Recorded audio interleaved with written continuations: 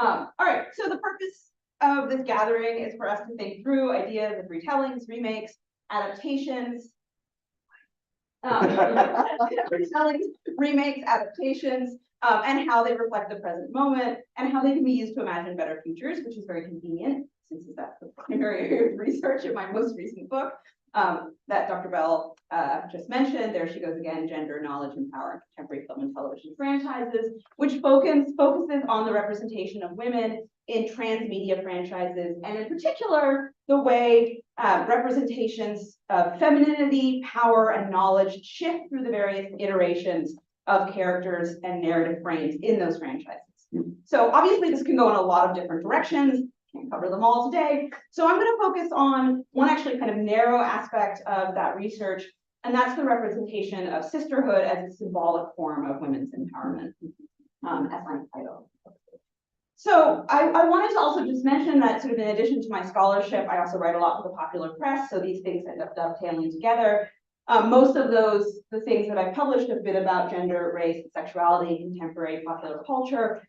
This is an example of one such cover story I published for Ms. Magazine for their 45th anniversary issue, which is on Wonder Woman. Wonder Woman is obviously actually a great example of these transmedia franchises where we have these reiterated characters.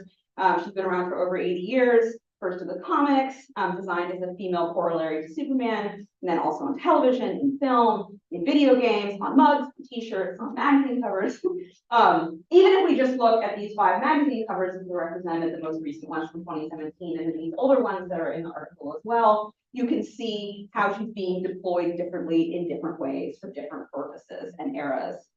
In my larger book project,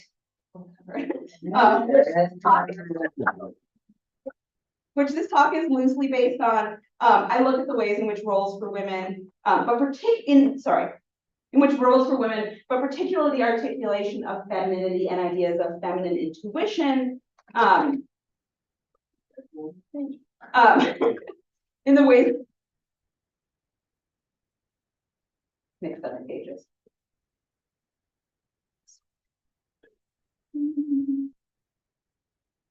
Okay, sorry.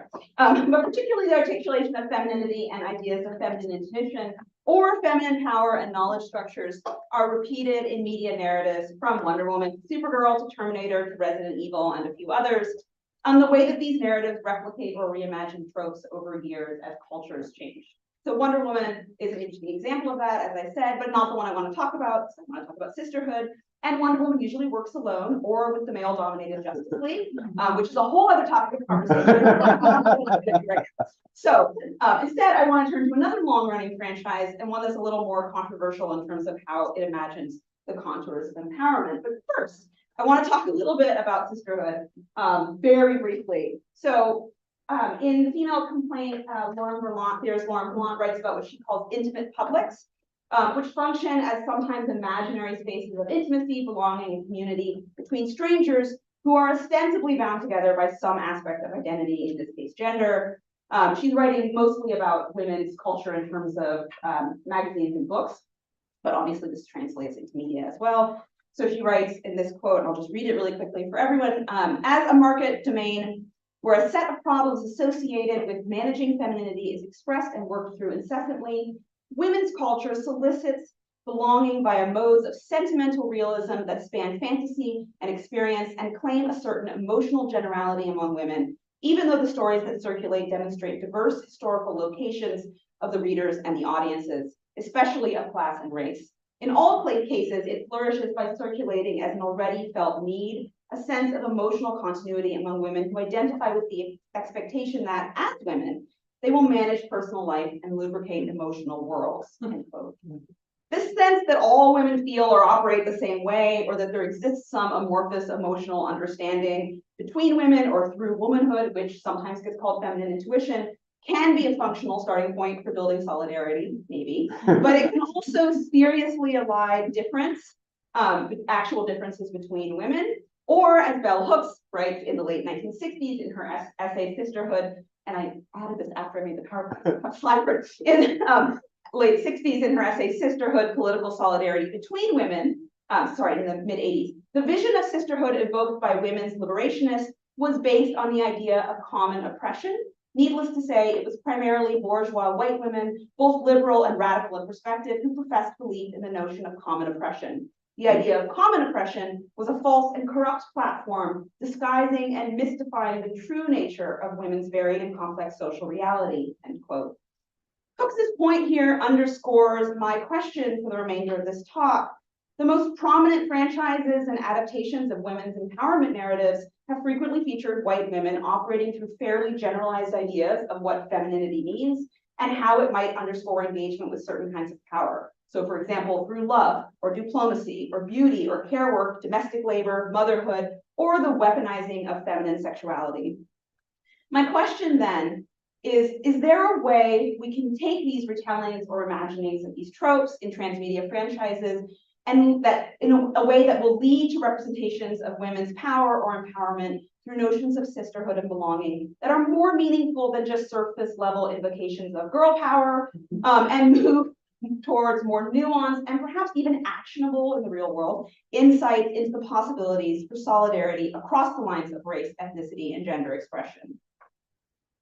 So I'm going to pick on Charlie's Angels, one of the earliest action series in which action series in media in which we see women working together for a kind of common or greater good is Charlie's Angels. And towards the end of this talk, I also am going to talk about a few more recent versions of not Charlie's Angels, but other adaptations that use sort of similar frameworks as Charlie's Angels. So if you all don't know, Charlie's Angels, very, very brief summary, is a 1970s television show. A lot of people have heard of it, but haven't necessarily seen it now. I find this, especially with my students, they have this like vague idea what Charlie's Angels is. So the main points of Charlie's Angels is that it was a show in which three women were private investigators. They worked for an invisible, it's not actually invisible, a man named Charlie who we never see, and they don't know what he looks like. And they work in spaces in which men often can't enter, right? So where they have to go undercover, sometimes in spaces like the Playboy Mansion, sometimes in like women's prisons, right? So spaces where it would be impossible for a male investigator to work, right? So their femininity is actually essential to their sort of operating as detectives. The show was controversial even when it aired, so which is sort of worth noting. And media scholar Linda Meiser-Jewski has astutely called it a quote, brilliant combination of feminism and anti-feminism. So it really tapped into the 1970s ethos, women's liberation, the women's movement, or sometimes called second wave feminism, was in full swing by the mid-1970s. So the show is tapping into that interest in sort of women having jobs that are like male jobs and sort of some kind of forms of gender equality, and then also making it really hyper palatable to a mainstream TV audience. A lot of critics at the time worried that women wouldn't like the show because the actresses were too pretty, or that they wouldn't want their husbands to watch the show because they'd be too interested in the actresses. And indeed, it is worth noting that so Farrah Fawcett in the middle and on your left, Jacqueline Smith were both models before they started the show. And they obviously were professional actresses once they were in the show, but only Kate Jackson on your right was a professional actress when this show started, right? So clearly in the casting, they were thinking about these things. They wanted to have these very conventionally attractive women in these roles. So at the same time, it is a notable show in that it did feature three women working together. They weren't competing with each other. They did perform the kind of private eye detective work. This show is also then becomes a kind of foundation for later programs and later action series that we see in the 80s, 90s, and sort of now as well. Alongside also shows like Wonder Woman, also blaxploitation films from the 70s as well, starring women like Pam Grier and Tamara Dobson, right? All of these things are kind of happening around the same time period. But because I'm talking about sisterhood, I want to sort of focus on this sort of invocation of the trio. Sorry, wrong way. So Charlie's Angels just itself has inspired a number of reboots and remakes. And it's worth noting, I think, that because even though this concept came across as kind of controversial and people sort of made fun of it, it was very campy, it's a campy action show, it was still very highly popular concept that people have tried to remake to various levels of success over the years. So the films that came out in 2000 and 2003, starring Cameron Diaz, Drew Barrymore, and Lucy Liu, were highly successful at box office. They were really popular films. The 2011 ABC TV series, which is on your right, was extremely unsuccessful and was canceled after only a few episodes. It's really terrible. Actually, it's really bad. I can talk about more about why I think it's so terrible. It's really quite bad.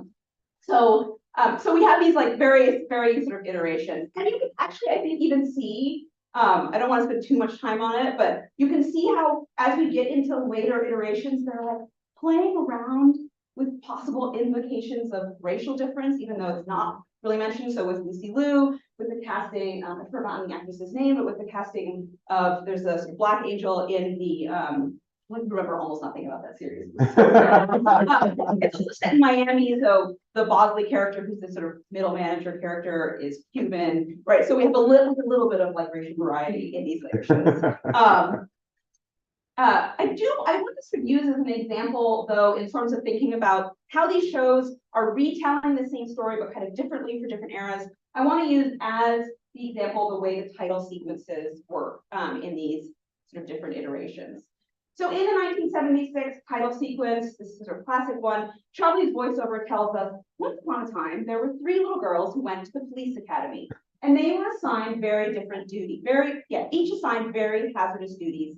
I took them away from all that, and now they work for me. My name is Charlie. And in this first season sequence, we first see Sabrina, Kelly, and Jill during this voiceover, excelling above and beyond all the male sort of police force, doing things like sharpshooting, sparring, fitness tests, and then only to find themselves assigned these quote-unquote hazardous duties, working as crossing guards and desk jockeys and meter maids, right? And so the implication is that Charlie saves them from this boring grunt work and they can be privatized. In the 2000 sequence, Charlie's voiceover is slightly different.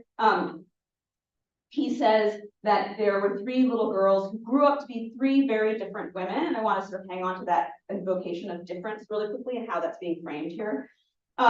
So we have Natalie, who is Cameron Diaz's character, who starts out as kind of like a dorky high school student, basically turning her driver's ed course into like a stunt driving course. And then she becomes, by the time she's an adult, a 5-day champion on Jeopardy. We have Lucy Liu's character, Alex, who is a successful, wealthy, sort of young equestrian, who then becomes an astronaut. And then we have Dylan, who's Drew Barrymore. Yes, that's the whole other. One thing you have to know about the Angels is that they are always absolutely exceptional with everything you do, right? This is also an interesting part of this framing. So then we have Dylan, Drew Barrymore's character, who's a kind of tomboy high school rebel smoking in the bathroom, and then she becomes a military cadet and punches out her commanding officer because he's annoying her. Right, so these are their sort of like alleged differences, right? Coming from these so-called different walks of life, kind of nerdy, smart, wealthy, hyper-successful perfectionists. Not coincidental that we have the Asian character sort of falling into that stereotype, right? And then we have Barrymore's character as this kind of like rebel character. And then Charlie adds at the end of this, at the end of this voiceover, but they have 3 things in common. They're brilliant, they're beautiful, and they work for me. My name is Charlie. So still get this implication of his sort of ownership over the Angels. So we have this sort of framing in these early versions of difference. By the time we get to the 2019 Charlie's Angels, and it's worth noting, so 2 things. One, that this was directed for the first time by a woman, Elizabeth Banks, who is also in the film. She is one of the Bosleys. She's sort of represented in the center. This film is not entirely unproblematic. This is not what I'm trying to claim. But it was actually also not entirely successful. It got kind of middling reviews. Some people really loved it. Some people hated it. It's kind of all over the place. But it does really read as savvy to the problems with its predecessors, which is actually really interesting, and tries to address them. And I think what's interesting is that in some of the reviews we see that people complain that it tried to address them too hard, that it feels like performative in its attempts to address some of the issues with the way in which the sort of Angels operate. Actually, I think even when you see the posters, you can see how it's trying to sort of frame these characters differently, right? But the 2019 film diverges from its predecessors in myriad ways. So despite presenting itself as Charlie's Angels in title and narrative context, the film otherwise refuses almost all nostalgic references to the originals. There's a couple references to the other films. There's no version of the opening title sequence. We don't get Charlie's voiceover at all. In fact, at the end, we find out that Charlie is actually a woman now. The new angels are part of a global network rather than a preternaturally exceptional trio. The gratuitous invocations of their sexual lure are mostly avoided, and the film makes an effort, at least, at inclusivity in terms of race, ethnicity, and sexual orientation. I say sexual orientation because apparently Kristen Stewart's character is supposed to be gay, but we actually know there's no reference to that. It's just in interviews they talked about it. And we're supposed to know that because Kristen Stewart is bisexual. Right. So instead of the usual title sequence, So this has happened every time. We don't know why. I thought I'd reset the screen before and it wouldn't happen this time, but I was wrong. We're gonna solve this someday. I'll have a drink of all this.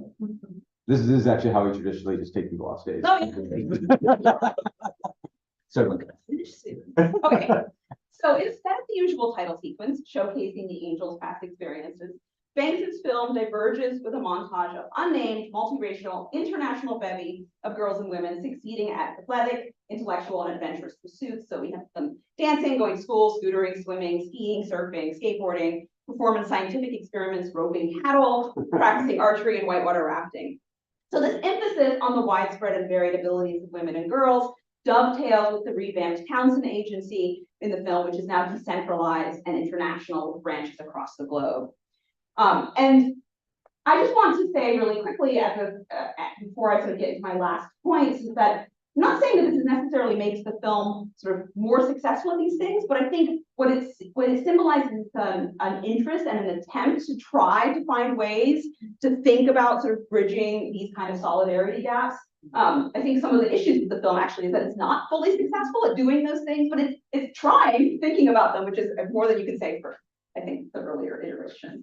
So there's a really striking scene at the end of the film, though. I won't try to get too much into the weeds of the plot, but basically, at the end of the film, one of the Bosleys, who's played by Patrick Stewart, turns out to be evil, and he threatens Elizabeth Banks' character Bosley, and she has sort of set up the fact that at this party, all the women who are in attendance are actually angels that she's like called to sort of help her and the other angels from around the globe. And so in this moment where Patrick Stewart's character thinks he's going to win, the lights go out, and then all of the angels like knock the men unconscious. And in the moment, there's a scene where we can really see in the blocking what it's trying to emphasize, right? That like all the men who are undifferentiated in black are like lying on the floor, and we have like 30 women, right, who have sort of risen above them. And so there's this symbolism in the film, at least, and some of the dialogue supports this as well, of the idea that the agency is made up of women working together who will come to each other when sort of aid is needed, right? So as I said, this doesn't necessarily mean that this is a excellent example of this kind of solidarity building, but rather symbolic of the way in which popular culture is trying to think through these topics. And I wanted quickly, by way of conclusion, just to look at three other, I'm not going to talk about it very long, like 30 seconds each. You're great. Just really quickly to reference three other films recently that are also, I think, in various ways thinking through how solidarity might function across gender, race, and ethnicity. So The Old Guard is one example of this, by Gina Prince Bythewood. It was a Netflix show. It's also an adaptation of a graphic novel. In it, it's very quickly about a group of immortals who fight for a greater good, although they don't quite understand what that greater good is. Charlize Theron plays the oldest one of them. Her name is Andromache. It's implied that she's ancient Greek, so they're like thousands of years old. But the twist in the plot is that at some point in their lives, they just stop regenerating. So usually they get killed and they just revive again. And then at some point, they're just going to be dead forever, right? But they never know when that's going to be. And Niall, who is the woman in front on this picture, is the sort of newest member. And so there's actually two interesting things about the Old Guard. One in which the solidarity politics between the group are built between the men and women across both race, ethnicity, and religion. And characters talk about this in various ways, and ways I'm happy to talk about more later. But also the ways in which Niall and Andy, Andromache's relationship is formed, with Charlize Theron's character trying to sort of help her understand how she's bound now to this new code that she doesn't really want. Niall is like a former Marine. She doesn't want this life, and she kind of has to sort of find her way into it. And it's really actually quite compelling. Another really interesting example of this is this film that just came out last year, Polite Society. I can't recommend this film enough, it's so great. It is a action comedy, like Bollywood, Hong Kong action, like they just smashed everything together. But it's also very, very loosely based, adapted on Jane Austen, so Sensibility and Pride and Prejudice. So it uses basically the plot is that it's two sisters, and the older sister, Lena, who's in the back, gets sort of into this possible marriage plot, right? And her younger sister, who wants to be a stunt woman, thinks something very evil is going on, and determines to rescue her sister from this sort of disastrous marriage. And it's a very fun film, but it's actually a very interesting film that really deals with the dynamics of actual sisterhood, right? And how those function around these questions of marriage and family, and sort of conceptions of romance. And then very quickly, lastly, I wanted to mention the Marvels, because the Marvels is interesting. So this just came out, right? Marvels it's unfortunate because it got actually decent reviews, didn't do super well in the box office for a Marvel film. It did quite well in the box office. Comparing it. And a lot of people have speculated that part of the reason it didn't do well in the box office is because the director is a woman of color, and that it has 3 women who are helming the film, because it's actually a very typical Marvel film, kind of goofy, campy, ridiculous, fun action. But what's interesting about the Marvels, and I'm going to be ending here, is that on the one hand, we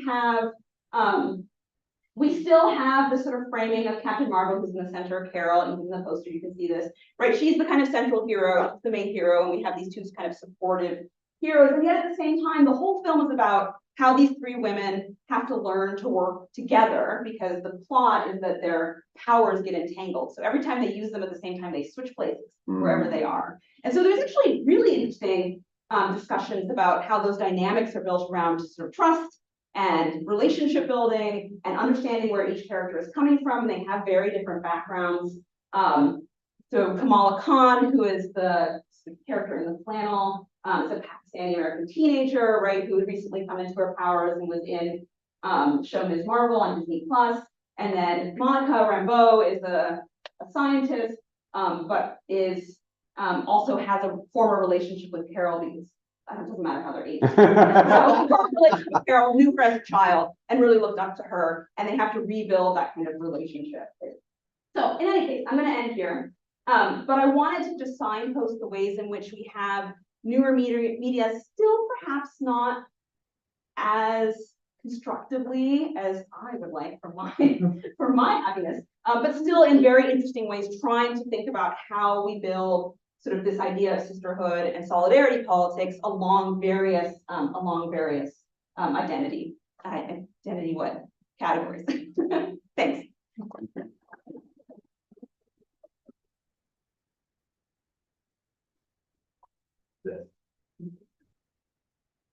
Developed a theory, Viva. The reason that the Marvels did not succeed is it came out the same month as your book. Yes, we're just home learning about this, you know. Tim here, floor.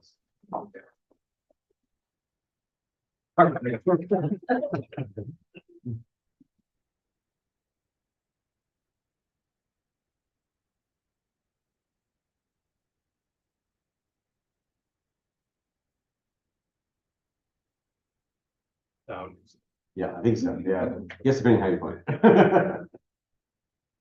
Well, first, thank you, Matt, for a generous invitation to be here. Thank you to Karina. Thank you to the Lincoln Center and everybody here who's made things possible. Thank you to Ingo for a fantastic presentation. And thank you to all of you here for lending an ear tonight. I would like to begin with a note on the subtitle for tonight's event, Revisioning Stories to Imagine Better Futures. Since I was invited to be back here in November, been really quite hung up on the last part of that subtitle, to imagine better futures. And I really did try to live up to the promise of those words. The current version of this talk, see, on the paper it says was drawn up less than a day ago. It was drawn up about 4 hours. It was drawn up then in hopes that I could somehow pull it off at the last moment. But the first thing that I have to say to you all tonight is that I am going to fail to live up to what I'm supposed to do here. So I wish very much that I was here to talk about how retelling and reimagining live in our toolkits as potential nuts and bolts for a better future.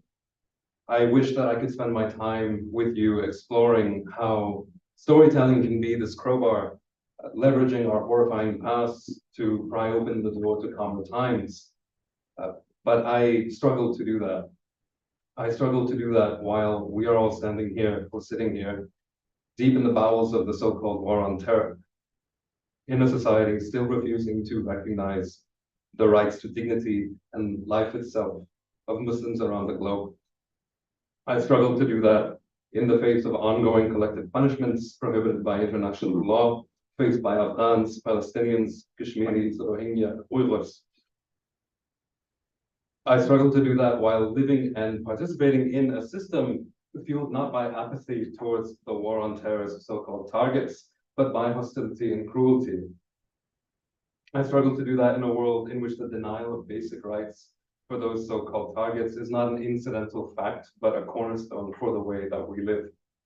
So tonight, as we are gathered in light of unfolding horrors abroad and at home, the most that I can sincerely speak with you about is about how retelling might help one endure.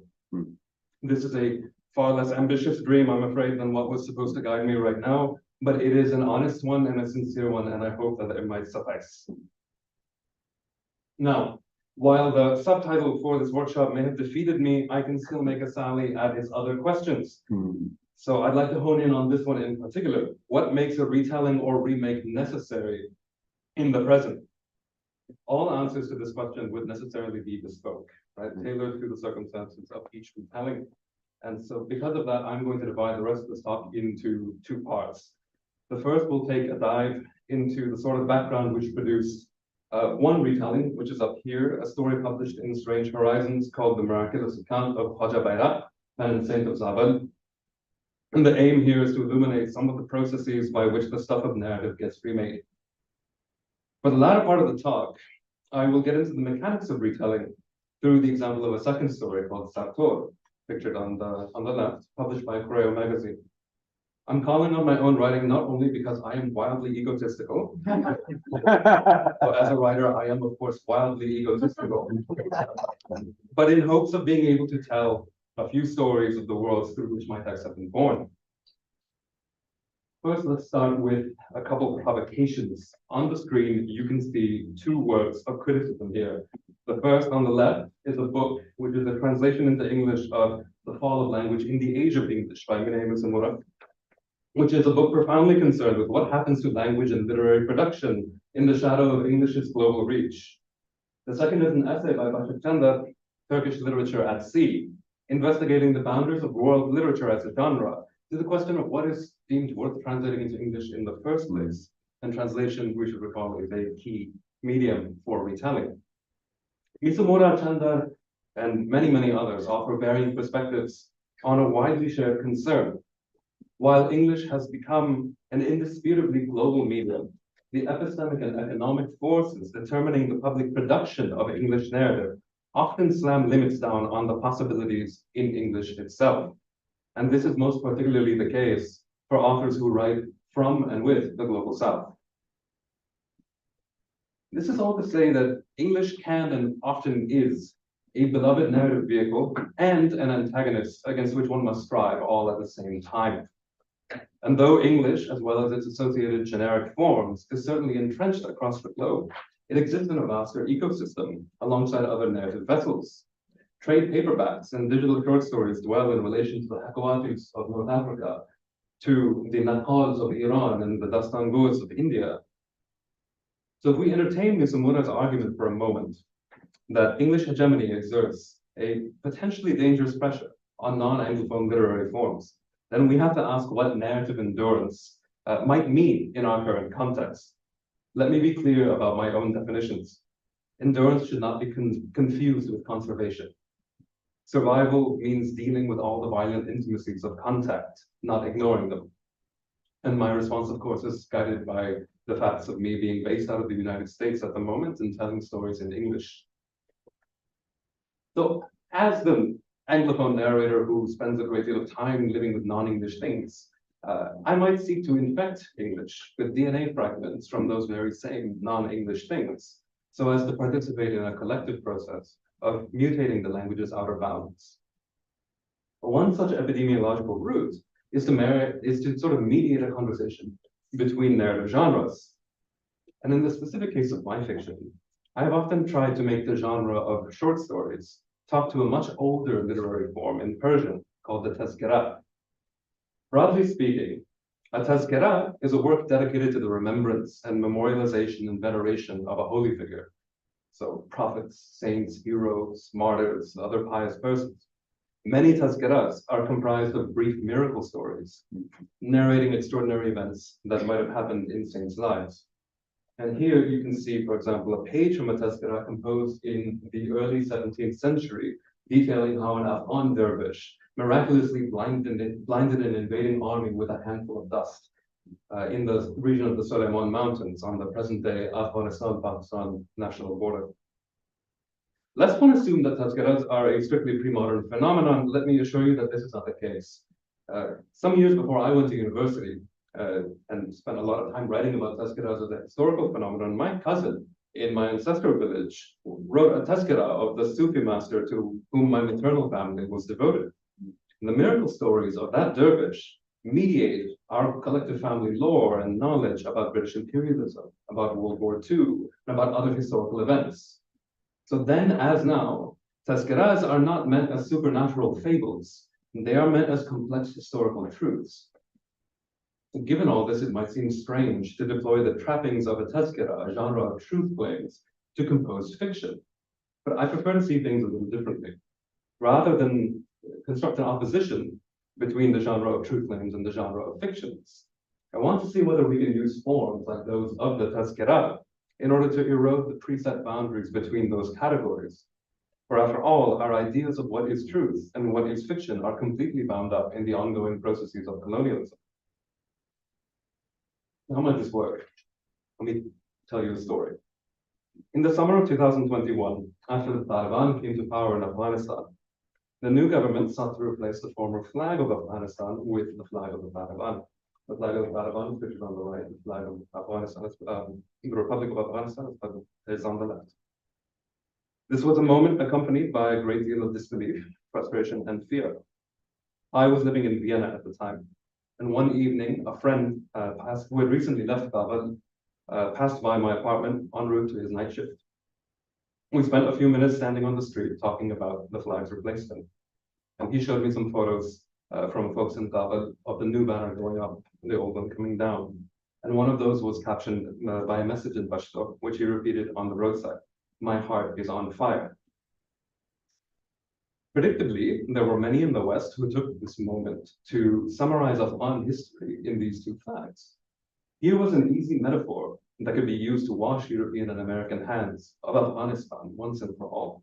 The Republic's flag had come down, the Emirates banner was going up, good riddance. Yet again, the sum of all Afghan pasts was brought down to some perennial and essential dichotomy.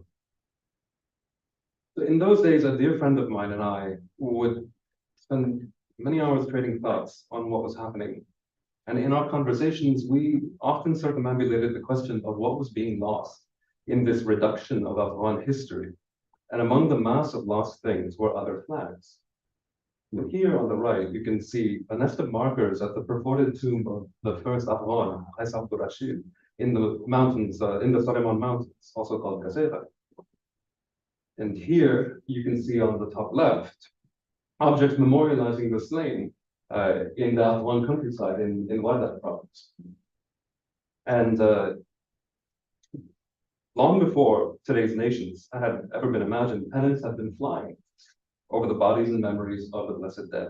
And this was not true. This was true not only in the regions that today comprise Afghanistan, but over an interconnected cultural context, binding those regions to many others. So here in the center, you can see, for example, a tomb in East Turkestan, the homeland of the Uyghurs, in which flags mark the site of a popular shrine. And it is precisely shrines like these which the Chinese state has destroyed in their ongoing genocide against Uyghurs. So here we have several facts: the reduction of Afghan history, the deep history of holy flags in the region, and shrine destruction. So if you ask me what makes a retelling or remake necessary in the present, then these facts are integral to my answer. My way of navigating the moment was by writing a story in which the protagonist was none other than one of these innumerable and unnamed holy flags, for the sake of telling a history contrary to those surrounding me in the present. In other words, after having spent years parsing and deconstructing Persian tazkiras, I was faced with the task of writing one myself. And the result was the miraculous account of Qadr Bayrak and Saint of Zabal. Now, disguising a tazkira in the roads of a short story meant paying attention to the prepositions by which we theorize storytelling.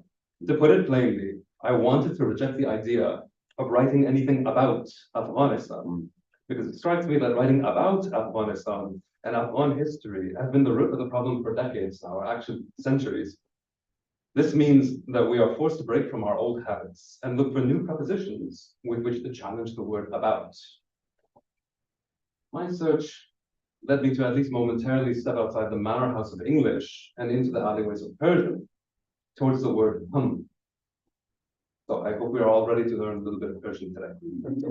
The term hum can be understood as with or along, but however, unlike the word with, hum serves as an extremely versatile prefix in Persian. The words and phrases in which hum appears have an extremely broad range and signify a personal state. We can be hum awaz, same voice, singing in tune. We can be hamdard, having the same pain, sympathetic. We can be hum, sharing the same sorrow. We can be hamdil, share the same heart, or united. And we can be hamraz, the same secret, confidants. So for me, thinking through hum means seeing ourselves as a prefix to our stories. This is not a metaphor, I have to stress, but a series of concrete methodological maneuvers. It means, in a very dense way, seriously challenging one's received knowledge about the mechanics of storytelling, for example, sentence length, the perils of omniscient perspective, chains of narrative causality, what makes prose purple, and posing that challenge with reference to existing narrative forms. Crucially, it does not mean attempting some form of replacement or one-to-one ratio between one's ideas about storytelling and then other ideas which one might encounter. Rather, it means shaking hands with narrative forms that may initially seem weird and strange. To write through humness means surrendering the distinction between author and subject and trying instead to write hamra alongside our stories as fellow travelers along the same road. Now, for the rest of our time together, let me work through what it might mean to write hamra through the architecture of a different example. So now we move to a road and another story. Around 1970, a tale was collected at a village in the area around Gabal, a ways down the Bagman Road, which is pictured here. Photo was taken almost 100 years ago this year.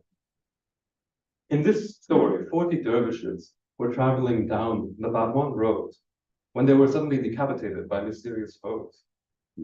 A strong wind then blew their heads into a farmer's field. The dervishes, being holy men, were in possession of blessed heads even after their deaths, and those heads quickly became the site of profound blessings, until one day, a widowed woman who wished to attain those blessings went to the shrine and attempted to steal one of the heads. The widowed woman was unsuccessful. However, the other heads felt that their companion who had been touched by the widowed woman had been rendered ritually impure through physical contact, and then immediately exiled with the tainted head from their company. So in the story Sartor, my aim was to follow the story of this exiled head through some subsequent adventures. Now, one might think, justifiably so, that then this story told now was a retelling of one recorded in 1970. But this is actually complicated by the fact that the earlier story is itself a form of retelling. Its details are woven together through recognizable tropes, which index the ways in which people commonly live with the holy dead outside of narrative. The martyrdom of the pious, the sudden flourishing of a country through the discovery of a blessed corpse, tensions surrounding what a widowed woman's touch may signify. The story of the 40 dervishes, in other words, works precisely because it is so profoundly recognizable from materials passed through the centuries. So when I completed my version of this story, I was not embarking on a new or special sort of endeavor, penning a modern take on an ancient tale. Despite my obvious ambitions of individual recognition, I was and will always be merely one more eventually forgotten narrator in a densely knotted thread of narrators who have been reworking these materials across time. And this is a great hope. Now, and the materials which I've spoken of today, when it comes to my own text, have largely been published on digital forums. And taking a cue from the work of my friend and mentor, Shazad Bashir, I think that the digital form through which we consume narrative should be considered as part of the conversation on retelling.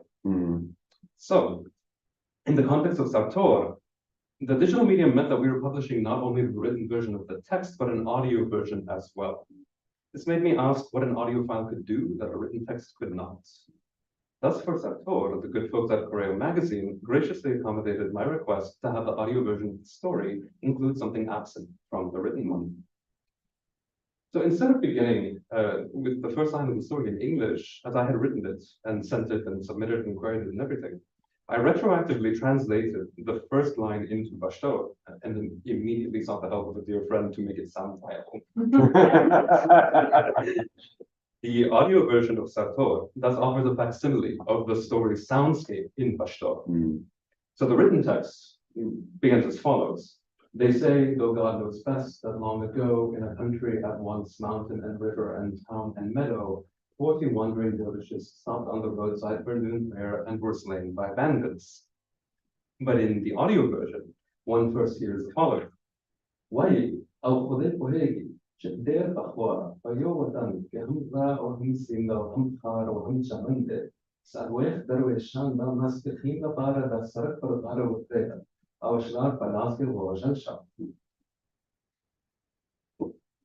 Why do this? Why generate sound that will likely be incomprehensible to so many listeners?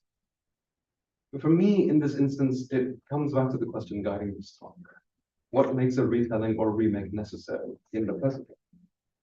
In my context, the necessity comes about because of the travails of Pashto as a language in our times. Far too much of European and American engagement with Pashto is mediated by empire and military occupation. I recall seeing a Pashto workbook printed in the city of Peshawar at the turn of the 20th century, during the times of British India, in which the first line read as follows, Jada Sayyid Naukariya, I am the white man's servant. This line tells us a great deal about how Pashto speakers and people presumed to be Pashto speakers were conceptualized in relation to the rightful possessors and lords of the English language. Pashto was first and foremost the language of the Pashtuns, and the existence of Pashtuns was chiefly a problem of governance along the imperial frontier.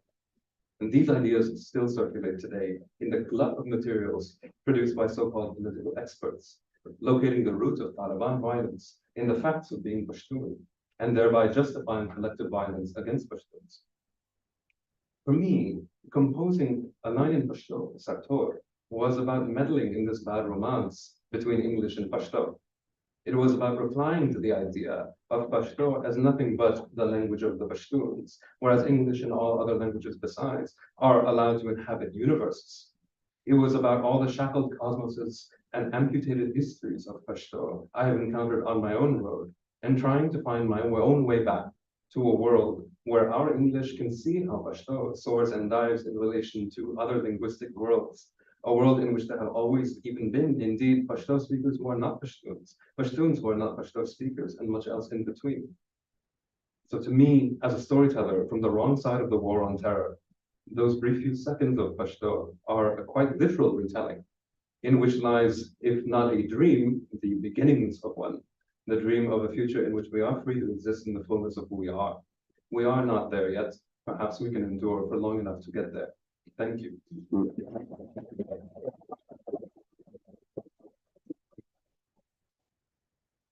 Tim, we're gonna immediately have you come back up and do.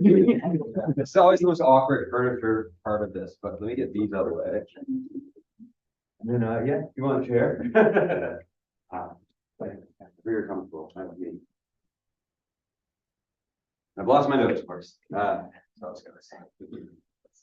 I've heard of this thing called like stagecraft, where you make this look effortless. Yeah, I didn't have that. First, thank you both so much. Maybe another round of applause.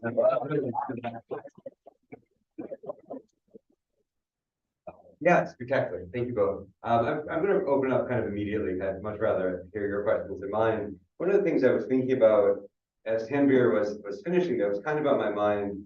Also, when you were talking about these different versions of Charlie's Angels and other things, is like who are retellings for, and like what do people sort of want from them? And I when you were speaking, I was kind of thinking like, do audiences want us to address like current issues of retellings? They just want the thing again, which is always the tension, right? And then I think in Tanvir, as you were finishing and talking about this beautiful choice here, I was thinking about Matthew Solis writing about you can't choose who reads your work, but you can choose who you write it for. And that like choice of your own sort of audience, your own sort of control of these elements as you're doing it, which is a long way of saying, how do we sort of navigate maybe the choices we're making as we're retelling, as we're talking about retellings, and sort of audience expectation? Do we care? Do it just sort of like, I'm going to make what I want to make, and the audience will figure it out, or if the audience is small for what we're doing, or bigger, we're going to grow that audience. How do we navigate those sort of choices as we're working through a sort of a retelling adaptation, which so many of us I think are doing it. Easy, right? Just do it. No, I mean, I think there's a real tension, and this is something I was trying to get at, but also kind of didn't fully have time for. So thank you so much for that question. Actually, it's really sort of useful to think through this. I think there's a real tension with, let's say, film, just sort of film, especially right now, with creators and directors and writers wanting to address what's going on in the cultural moment, and particularly wanting to address sort of issues of like diversity and inclusion. And then a couple things happen. So sometimes they don't actually know how to do that, right? So they want to do it, and they're like, okay, we're going to just cast some women of color, for example, right? And then they actually don't really know what to do with those characters, right? They either sort of overplay issues of race and ethnicity and gender, actually, or they don't mention them at all. They're just like, okay, we have these characters, right? And they just happen to be Black or Latinx, whatever. So that's one thing that's happening. Or we have really nuanced portrayals that happen. And this is something I think we are seeing more and more of. But those nuanced portrayals don't often get the same kind of support, sort of financially, from producers. You know, this has been a real problem actually with television, that more so than film, because film, once it's made, it's like, then it's made, right? It's great. I mean, sometimes the films don't get made, but if they get made, then that's great. But with TV, what's been happening more and more is that some of the really actually interesting shows that are dealing with issues of race and gender and ethnicity with greater nuance don't last past one season, right? So they make it sort of greenlit because Netflix or whatever realizes like, oh, people want these stories, but then they don't get any advertising budget, and they don't get like sort of more support, and so then they can't like be sustained, right? And so there's these kind of two tensions I think that happen along those lines in terms of what people want and what sort of creatives are trying to do. Yeah.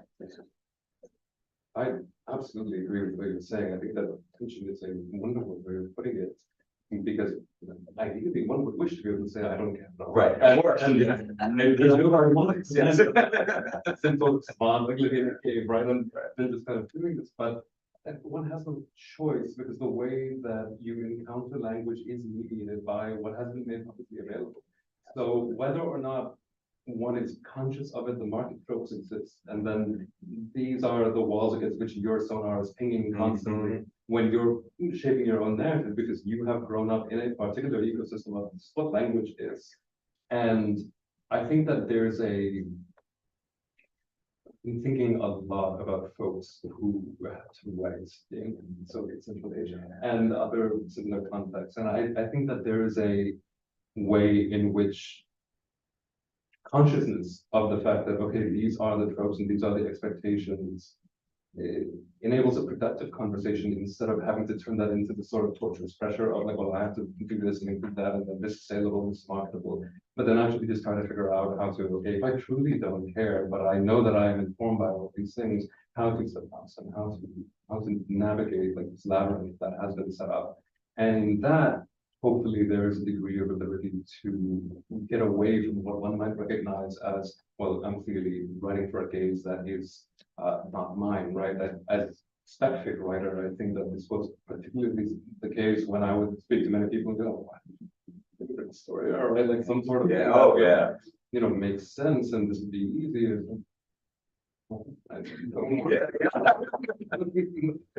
Yeah. I loved your language talking about, instead of trying to do like a one-to-one replacement, but doing like a handshake, right? Can we bring these things in conversation with each other? Can we expand the field rather than like try to smuggle it in or something? And your previous comment makes me think of a Claire Watkins essay I teach a lot called On Pandering, where she talks about like the imaginary like old white man in her head she's like writing toward, she's like wanting to stop, right? Like I'm trying to do what I want to do instead of like this idea sort of market in that way. It makes a lot of sense. Yeah, so thank you so much. I'd love to open it up to people who are in the room or people who are online. If you're online, use the Q&A and Eliza will become you in the room, which is cool. That's a good trick she does. But yeah, anybody else has a question or a comment you would like to join? Please. Yeah, I had a question specifically about the way that the construction of womanhood happened a lot about militarization or violence. I was wondering if you could speak towards that. I noticed a lot of the films and examples were all like fighting battles and explosions, and another kind of like a small example, but it seems like it's a common theme. Yeah, so I mean, I think particularly with women's empowerment narratives, obviously they're not all along the action hero line, but that's what's popular, right? So I think there are, I think, some really compelling examples of narratives that are thinking through articulations of gender and race and class as well, through a kind of lens that looks at femininity in a variety of ways that are not action narratives, right? So detective shows do this to a certain extent. I'm thinking of like Mayor of Easttown, I thought was actually really interesting. Not so much, didn't really deal with race very much at all, but really like interesting sort of thinking through of like what sort of gendered articulations we're used to for the kind of figure of the detective. But this is still actually, the detective figure is still actually kind of almost like a militarized figure, right? So yeah, I mean, you're absolutely right. About the chair. Huh? Oh, the chair. Oh, I have so many things. I didn't love it, but like it doesn't end up with like. The chair, I mean, yes, the chair does do that. I mean, I think I have a whole separate like slew of feelings about the chair. I mean, I think what the chair is doing, and just for those who don't know, right, is this series that depicts a new chair of English, isn't it, right, of an English faculty, and the various sort of machinations that she has to grapple with. One of her colleagues is like behaving really badly and gets called out for being not actually a Nazi, but gets called out for being a Nazi because of language he uses that's problematic. And then another one of her faculty is struggling to get tenure, right? Because she's a Black woman, and the chair is Asian, played by Sandra Oh, Asian American. So the chair is interesting on a number of reasons, but I think I struggled with the chair because of the way it framed her character as a kind of she is a mother, but actually also as a mother to everyone, right? So that she has to function in this kind of like mothering role in so many different ways. So I mean, I think to answer the question, yeah, absolutely, we have a lot of these, especially women's empowerment narratives, following into the action hero lens, and certainly that's the focus of sort of what I'm looking at, in part because it's one of the most obvious and explicit ways power is represented, right, through these sort of, although in some of the narratives I talk about, the power is not necessarily always violent power, right? But power is represented in these kind of action framings. But actually something that we see often articulated, and this is like a larger thing that I'm interested in, is the way presumably feminine forms of being, so like motherhood, for example, end up kind of like undergirding the power structures for many of these women protagonists. And I actually think the chair is an example of that, right? So even though there's no like militarized violence in the chair, that would be interesting. Season 2. No militarized violence in the chair. you know, we do have like her as a mother becomes not like literally a central part of the narrative, and her almost as like a failed mother. I saw it when it first came out like a few years ago, and I don't remember all the details. But her struggling with motherhood, right? But then also functioning in this kind of mothering role, right? So we have these ways that she sort of ends up falling back on, not she, but the narrative frames her as having to fall back on those feminized patterns, basically. I don't know if that answers your question. It's also a way of like softening like female power in those same narratives, right? Like you don't have to watch like Iron Man like care for a child or something, right? You know, it's just the Iron Man. Yeah. And there are interesting narratives that do flip Yeah, of that, course, right? yeah. So there's always exceptions. Please, yeah, Beth. Yeah, I was gonna ask kind of along a similar line, something that I was thinking a lot, especially with Charlie's Angels, 'cause I've seen a little bit of it, is the people that the angels are facing are typically women. So while you have these women in positions of power, the antagonists or like the criminals that are facing are also women.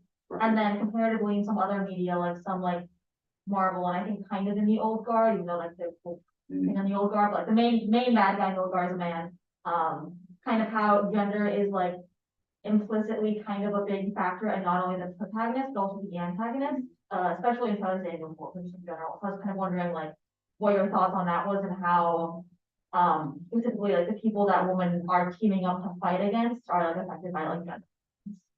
Yeah, I mean, in the original Charlie's Angels, I mean, it's with the TV show, it's hard because there's so many episodes, right? So some of the bad guys are men and some are women. But it is true that in many of the episodes where the antagonists are women, they are like bad women, right? So they're for one reason or another not good at being women in the sort of traditional, like conventional, stereotypically normatively feminine sense that the angels are. And so the pushback, like the very famous Angels in Chain episode where they're sort of the women in prison episode that is very like reminiscent of like 60s, 70s exploitation films too. The wardens they have to deal with are these kind of like lesbian coded sort of butch women that the angels are clearly framed as like sort of the good version of femininity, and these women are the bad version, right? And so in later iterations, so I think it's in Full Frontal. I'm trying to remember which film it was. It doesn't really matter. In one of the Angels films, where the antagonist is a woman, her failure actually is around sisterhood, but her failure is that she wants to sort of work for herself. She doesn't want to work with a team, and so that's why she's not like she's the villain, because she just is out for herself, and wants all the sort of prestige for herself. And what we then see happen in these newer narratives is that that framing gets displaced onto like patriarchal figures, right? So like the 2019 film, that's what it does with the boss. Patrick Stewart's character is he's basically representing the patriarchy. And that's very explicit in the film. It's not, it was just my reading, right? That he's representing this like stereotypically patriarchal sort of notion of like individual power and success and prestige, whereas the angels are the stereotypically feminine, like collaborative enterprise where no one gets the sort of the ultimate credit, right? It's a good example of like the challenges of like taking a pre-existing set of like playing pieces that are in the story. As you reinvent one thing, you cause like a domino effect somewhere else, right? And like you end up saying some other maybe unintended thing, or get some other cul-de-sac of like, this also is problematic and not, right? Like there are a lot of like challenges just as you're reframing, I think, generally, probably in both the kind of stories you're talking about. I mean, I feel for people who are trying to reframe these narratives sometimes, because I think sometimes they're genuinely trying, and then they end up creating all these other issues, right? It's like a cascade effect. So, Leah, please. I want to ask Tamara a question that you might have already answered more eloquently in your talk, but maybe I'll just ask you to say more things about it. But about that, changing one thing causing like a cascade effect, right? If you're thinking about a form, right, the form probably, I assume many forms have like a tradition, right? Like the Latin epigrams, like you have three characters, you have the stone, the dead, and the passerby, right? And it's not that unless you're like engaging with those. So like when you were working in that particular form, presumably there's some choices you have to make about what you're keeping within the form, especially if you're writing it in English, what decisions you're making to like move things aside or change things. What got unruly? What did you find yourself having to like gather back up? And how did you solve that? Yeah, that's actually Really fascinating question. Thank you. I found that a lot of these materials, particularly when it comes to the hagiographical stuff, like these same stories, they cut a lot closer to questions of class and gender sexualities than one would presume through a sort of stereotyped version of the past. I mean, I think you felt a lot of contact with these things, right? So then what got really unruly was the fact that these were genres that enabled one to actually source stories outside of things like royal power or like the traditional kind of characters that would structure for a popular romance or an epic or like other genres in the past, which one might be familiar with. But then, and actually deal with questions that feel a little bit closer to home. But then when you end up having to narrate these things, it's the modern that generates a great deal of the unruliness. So like one cannot escape their own position, right? Like no matter how much I might write some form of like historical fiction, then the concerns that are driving a lot of these things, I mean, they're imminent. And finding the correct language by which to retain the engagement with these avowedly pre-modern forms, which I felt I was in conversation with, and yet also be able to speak about the things that are driving the concern right now. This was a sort of like challenge to the metaphorical vocabulary. So it became a very surprising encounter when I was doing this early on, because I had assumed the answer to your question would be, well, it is characters, right? It is the sort of people with whom we would expect to see represented in the past. And those people are everywhere, and they are there in all of the sources that we are dealing with. And it is in fact kind of us and kind of making this thing a comment, if you will, without a sort of polemical intent, but with a degree of engagement and an acknowledgement about the fact that one cannot escape their own positionality when writing anything, no matter how much it, pretends to be from a particular era. And this was, I think, the hardest horse to ride. Does that answer the question? Yeah, yes. Follow-up question. Is there something like specific in the story? Do you have like a specific example of where you found your own positionality changing the story that you meant to write?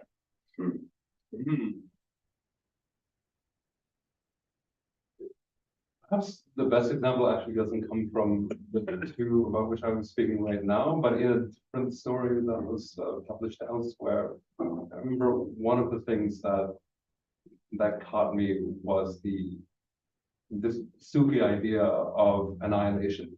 So like the idea that one can actually completely evacuate the body of a sort of egotistical self, and then that leaves this sort of hollow animus that is propelled only by like existence itself, or like the real or God, or whatever you want to call it.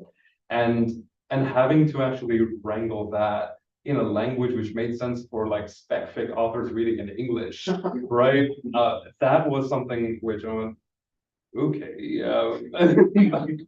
but I wanted to actually take on the challenge, and that led to places where, my sense of what, from Dungeons and Dragons, something like that might have popped up unintentionally or surprisingly in the story itself, in order to construct the forms of how one would narrate this sort of like traditional Sufi journey, but in the context of what could otherwise be like a sword and sorcery sort of adventure novel, right? Yeah. That's great. Thank you. There's that bit at the beginning, like parenthetical, that like, though God knows best, that has that like claim to authority that like a lot of like folktale forms and stuff have, that situates it differently than if without that, it might have a different, more fantastical, like a genre kind of way thing, where that I think that it's that teaching the reader right away, like I'm working in a traditional or folk form. I think we see that a lot, yeah, like a once upon a time kind of thing, or Russian fairy tales always end with this, like I wasn't there, but I heard it from a friend who was, and he told me about what you're drinking, but we weren't that drunk. It's like claim to authority, right? Yeah, I think that formalizing that beginning does a lot of that positionality work. Please. So, first time here, and in earlier we're talking about infecting English, the DNA of English with other languages. I was curious, in your own work, two approaches I usually see to this are: one, include untranslated non-English words, and then the other is what you have here, though God knows that, like, I'm going to insert a phrase that's like very common stuff, I'm going to literally translate it. You and I have separately talked about how like, will scare people, and say, say in Arabic. But if you're like, oh, God is great, you translate it literally, like, yeah, God is great. So I'm curious, in your own work, have you experimented, with this to approach or other approaches that I'm not thinking of? And what have you found? Like, how do you navigate some of that? What have you tried in terms of like ways of affecting the language and what effects have you found or what challenges have you encountered? That's absolutely a fantastic question. I wish I had like a coherent answer for you, but I think what I found, particularly with short fiction, because one produces it rapidly enough and it just contains space, that even though they are published, many of them are experiments in exactly what you are doing. So they are not quite purposely so, they're not always coherent across things, right? So take the Allahu Akbar kind of example. One can kind of say that, okay, using God instead of Allah is a way of familiarizing and comforting, so like, don't be scared readers, like, it's okay, you can read the story. But in another sense, for me, this discussion, and I remember having this discussion actually with some friends, this discussion was also one in which we have 20 words for God, right? Like, and there are many other terms, and some of them are quite poetic and some of them are quite nice. So is it then viable, particularly when one is running through an idiom like Persian and then kind of ostensibly pretending through these phrases, and you're like, no, I'm actually narrating this in another language, right? One can introduce a degree of instability within the text by maybe use Allah over here, where I think like it would be actually Allah in the language, versus over here it would probably be something, it would be body, it would be Khuda, it would be something else, and then like you translate that out as God or the creator or the in-creator or something like this. Those choices are actually ones which I think they work differently based on form. So in something like a short story, which is rather confined, it is not always easy to find enough circumstances to make that play visible, right? So like then when one is embarking on a novella or a novel or a longer project, it becomes a little bit easier because you just have the more relaxed space in order to perform and conduct the experiment. But on the other hand, I think the other intersection with your question in English is the fact that English is already like quite infected, right? So this is dervish over here, right? Like when I read it, I said that way, Sean. Like there's a difference, right? And one could actually write Darwish instead of dervish, but then dervish has existed, particularly because of colonial encounter within English. Jinn exists in English because of colonial encounter and is kind of there. So does one wish to retain like the Arabic and write Jinni, or does one fall back on the English and say Djinn? And I don't personally believe that there is a right answer to those things, but I think that kind of ping-ponging off of those answers and creating a degree of lack of ability to confine oneself in the narrative maneuver and saying, well, all of these things are actually possible in English itself is what to me kind of saves English, because then language is actually capacious enough to introduce all of these things at different times. Right? I love it. I love also the idea of like making the play visible so that it's obvious. I mean, you do want to be obvious that you're making choices, right? And you want the reader to think about the choices, or play with the choices you're making. And I love that idea that that's something you have to have room for and have to do. I mean, I think it's really interesting. Sorry. Don't leave. That's the idea. Let's talk. And I think it's really interesting too, the notion that in the longer work, you can, I mean, in some ways you can teach a reader a whole new set of linguistic codes, right? So whether they're from another language or a completely speculative language that's built for the world, right? That in a novella or a novel, you can train the reader to sort of like understand those new codes and structures in a way. Maybe it's a short story that is much more difficult, right? If you only have a condensed. Yeah. I imagine this must be similar when it comes to the form of like a TV story, like serialized TV versus a movie or like a trilogy or like Marvel Cinematic Universe. It must be a very similar thing. I mean, this is actually, I was thinking about it with Marvel. I mean, with Marvel, I think it's just with like technical language, right? Like Marvel has all of these concepts that people who are familiar with it will understand across all of the things. But with television, I mean, I think actually this is why television often can be a lot more nuanced in its portrayal of sort of identity and community belonging, because it has longer spans of time to build those relationships. In films, you know, you have an hour and a half, 2 hours, there's only so much you can do. Everything has to be representational or symbolic. It's quite difficult, actually, I think, to build a great degree of nuance, especially if it's been like an action film or something too, right? So yeah, I mean, this is actually one of the reasons why it's so frustrating that television is, I think, really being impacted I don't want to say more so, but being impacted by the sort of now turn against DEI and like, in really, and summer 2020, everyone was like, in general, but also in the film and TV industry, everyone was like, yes, let's do all of these things, more shows with characters of color, more shows with sort of women protagonists. And then all of that is fizzling, right? That's fizzling out. The exact same thing in books, for Yeah. sure. Yeah. Unfortunately, I mean, a bunch of people are being hit in this round of layoffs going through all media. Who's like first book they are hired to do DAIE, like publishing and have 2020 as editors, and their first books aren't even out yet because it takes, you know what I mean, get to the path. So those books will end up being abandoned, and the same thing will happen. That would be like that market. Yeah. And then Yeah, so I've been trying to think about how to formulate my question because it was sort of all over the place, but I think this might help. That I feel like in the US in particular, there is a real tension between a desire for amnesia, like either we're over it or that never happened, or I've heard about this. and a desire for repetition. And so I guess I wonder how that, especially for, Tanvir, when you talk about the same road, I can't, the venture the posture.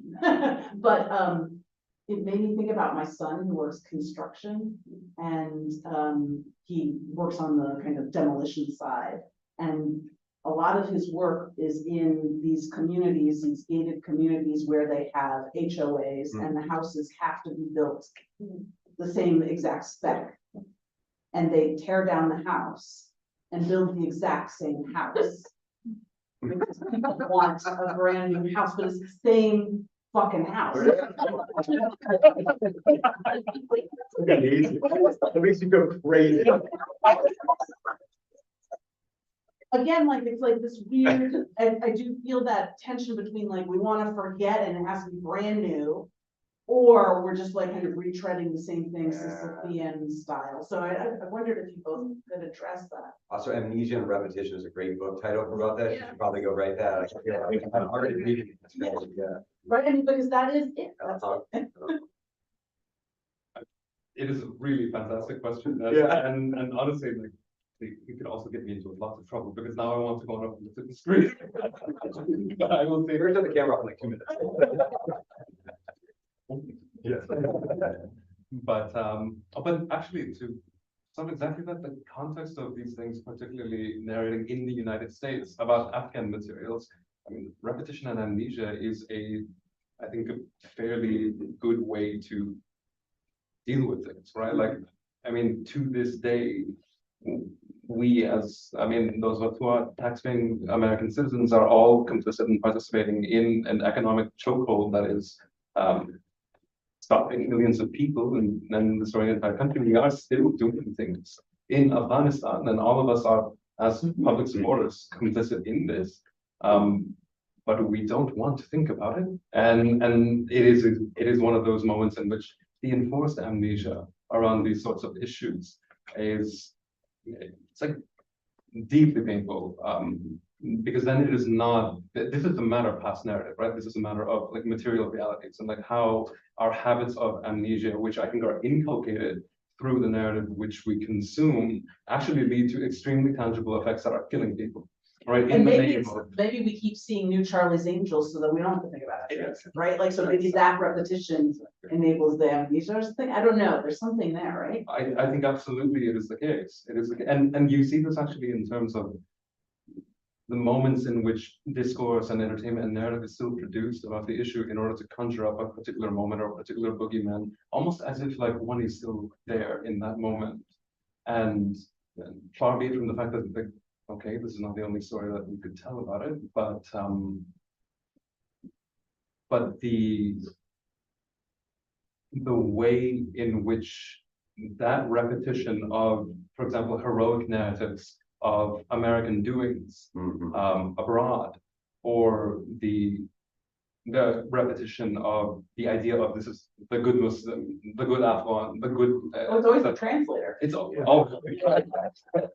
retellings. I mean, it's a key part of it, right? Like what actually does get told. I mean, those forms of repetition, I think, enforce exactly the amnesia that you're also referencing there, where we simply there is something we cannot think about, which is the fact that much of what we do, like, and have been continuing to do, is still wielding violence, is still affecting violence, even in an action.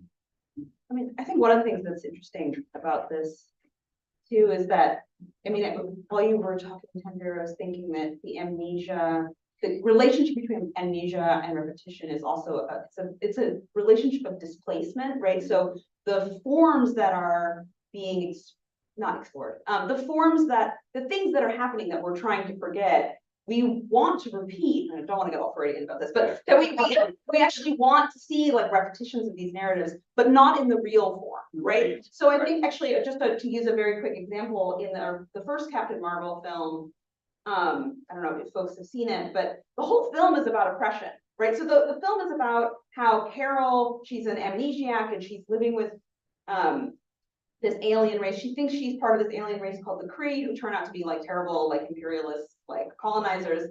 And the whole film is about how she's having to oppress all her human, and this is the way it's framed, human sort of emotionality and sort of desires. And yet the film also frames all of those human emotions as feminine ones, right? So it does this kind of weird thing where it never actually talks about her gender, right, as sort of a form of the oppression, but all the memories we see when she starts to regain the memory of her being receiving sexist comments in the military, or sort of being told she can't do things because she's a girl. But then the whole framing of the narrative is about, well, she's a human, and humans, as opposed to an alien, right, as opposed to this alien race, the Kree that she's fighting against. And when humans are knocked down, they like get back up and they sort of empower themselves, right? And so what's fascinating to me about the film is that it frames, the whole film is framed through this narrative of like sexist oppression, and then doesn't say that it's about sexism, right? It says it's about this like human alien divide. And so it is this kind of displaced narrative, right? They're like, we can make it sort of subtly feminist, but we can't actually say it's about that. And so we're gonna just, displace this idea of oppression onto the like human narrative, right? That humans, and then what, of course, the convenient thing is that then you can take a white woman. I really like Captain Marvel as a character. She's really, I like the film, it's fun. But then you can take a white woman and make her as a stand-in for like all oppressed peoples, because she's been oppressed through her sort of experience with this alien race who are stand-ins for like a patriarchal colonial world order, right? So anyway, one of my little like soapbox. But I mean, I think that there is this like it's displacement. So we take the things that are the troubles, right, in the world. We don't want to talk about them in the real world, and then in the fantasy space, we can displace them on something else. We're a little over time, so I think we should like, no, here's the thing. Every one of these events has ended with someone talking about Miss Marvel at length. It's really weird. It's a weird thing. Thank you all so much. Thank you so much.